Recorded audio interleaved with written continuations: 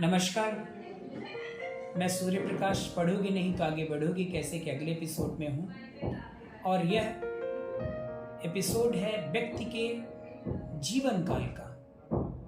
और यह स्टोरी के द्वारा है कि एक बेहद दौलतमंद इंसान थे और उन्होंने मरने के पूर्व जब उनको लगने लगा कि अब हम आगे नहीं चल पाएंगे तो उन्होंने वसीयतनामा में सारी वसीयत अपने पुत्र के नाम कर दी और उन्होंने बोला कि बेटा जब मैं मरूं तो प्लीज मेरे पैर में एक मोजा जरूर पहना लेना, ये मेरी ख्वाहिश है। और जब उनकी मृत्यु हुई तो मरने के बाद उनके पैरों में फटे हुए मोजे बच्चा पहनाना चाहता था क्योंकि उसके पिता की इच्छा थी। अब पिता की इच्छा को पुत्र को तो पूरा ही करना चाहिए, तो उसने मृत्यु के तुरंत बाद ही मोजे को पहना दिया।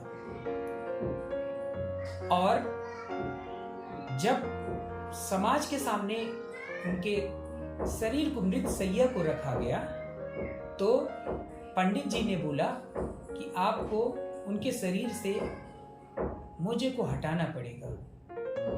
पर बेटा जिद्दी था, पिता की आखिरी इच्छा उसको चूंकि पूरी करनी थी क्योंकि उन्होंने उसको बोला था। बहस इतनी बढ़ गई कि शहर के पंडितों को बुलाया गया, लेकिन कोई नतीजा नहीं निकला। इसके बाद क्या हुआ, इसी माहौल में एक व्यक्ति आया और आकर बेटे के हाथ में पिता का लिखा हुआ खत दिया और पिता मरने से पहले उस अनजान व्यक्ति को वो खत दे के गए थे जो कि उनके बेटे को नहीं पता था, जिसमें पिताजी की नसीहत लिखी हुई थी। देख रहे हो, दौलत, बंगला, गाड़ी, फैक्ट्री और ये मेरा फार्म हाउस सब कुछ है के बाद भी मैं एक फटा हुआ मोजा तक नहीं ले जा पा रहा। एक रोज तुम्हें भी मृत्यु आएगी, आगाह हो जाओ। तुम्हें भी एक सफेद कपड़े में ही जाना पड़ेगा, लिहाजा कोशिश करना पैसे के लिए किसी को दुख मत देना,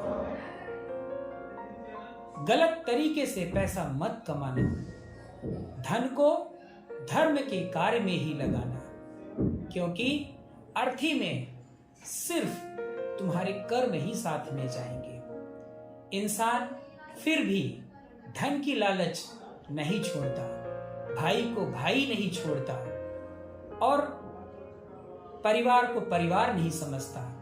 इस धन के कारण भाई, माँ, बाप सबको भूल जाता है और वह इस लालच में पूरी तरह अंधा बना पूरा जीवन जीता है।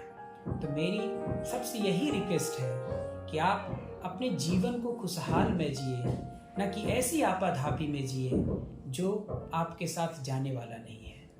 आशा करता हूँ कि आपको यह अच्छा लगा होगा और आपसे रिक्वेस्ट है कि आप इन चीज़ों को अपने बीच में शेयर जरूर करें। धन्यवाद।